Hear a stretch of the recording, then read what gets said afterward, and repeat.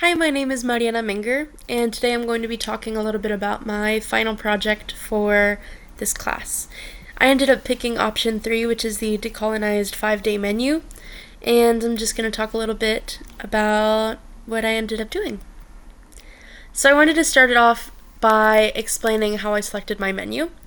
And first, in the directions, it tasked us with using only foods that were here in the United States pre-colonization.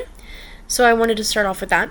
And then I had a few sort of requirements that I was looking for when selecting my menu as well.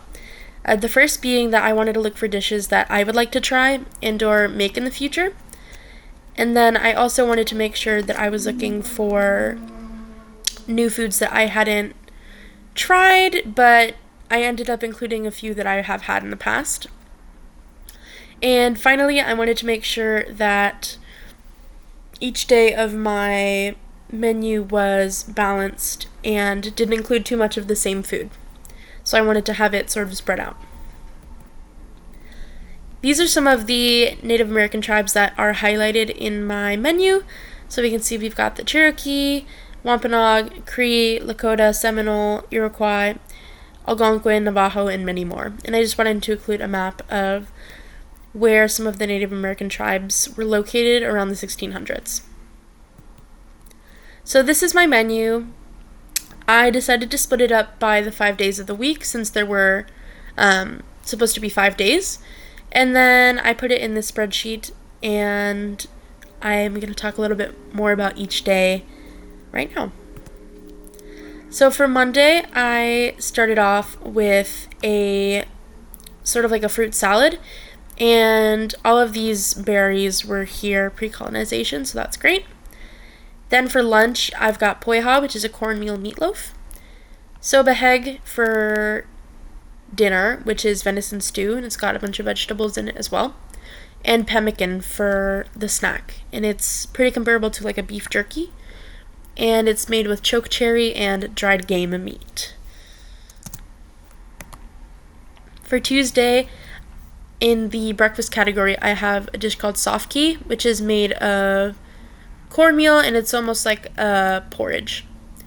For lunch is this dish called kanuchi, which is a hickory nut soup, and it's topped with squash. And then for dinner, I have a plate of bison with rice and vegetables, though I probably would sub out these vegetables for maybe a vegetable like squash. But this is the best picture I could find for that. And then for the snack is popcorn. For Wednesday, I wanted to start off the day with atole, which is a cornmeal drink, but can also be made as a porridge, so I would make it closer to the porridge consistency for breakfast. For lunch, I have a dish called sukotash, or you could sub it out for the Three Sisters stew. And I wanted to highlight both, but not include them on different days, because they are so similar and they have the same 3 key ingredients, being the Three Sisters. So corn, beans, and squash. And then for dinner, we have an acorn soup, and for the snack, we have cornbread. For Thursday, we're starting off the day with pinon cakes, which are made of pine nuts. For lunch, it's a dish called paganins. Excuse me if I'm not pronouncing that right, which is a hazelnut soup. For dinner, a hidasta stuffed sugar pumpkin, which is filled with meat, rice, and other vegetables. And then popped amaranth for the snack, which is pretty comparable to popcorn. And then finally for Friday, we have cornmeal porridge, which is pretty similar to oatmeal or cream of wheat. And you can top it with whatever toppings you want, but in this example, there are berries and then nuts. For lunch, we have the manomin stuffed squash, which is going to be very similar to the hidasta stuffed sugar pumpkin, and I'll go more into that in the next slide.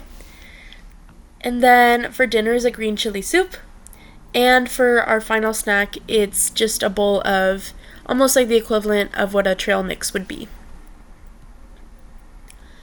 So, some reoccurring ingredients that we see present in my menu and meals as well are going to be different soups and stews.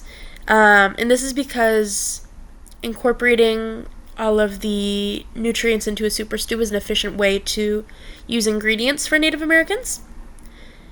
And then we also see a lot of rice, meat, and vegetable dishes, and that's because these were ingredients that were readily available. And finally, the Three Sisters are seen in, I want to say, every day of my menu.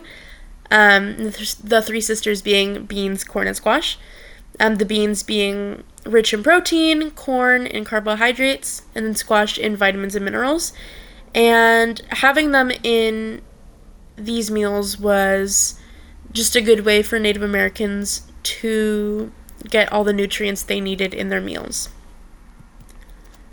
Finally, I wanted to highlight one dish or item from each day to sort of further show the nutritional benefits of the Native American diet.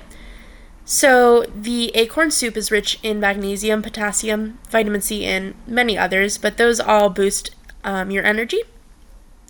Pemmican is rich in omega-3 fatty acids, which is good to fight autoimmune diseases, as well as lower the risk of heart disease.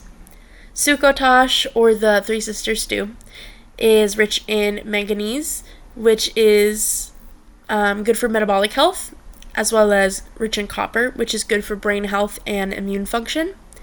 Soft-key is rich in fiber, which is great for gut health. And popped amaranth is rich in protein and iron, which reduce blood pressure and cholesterol.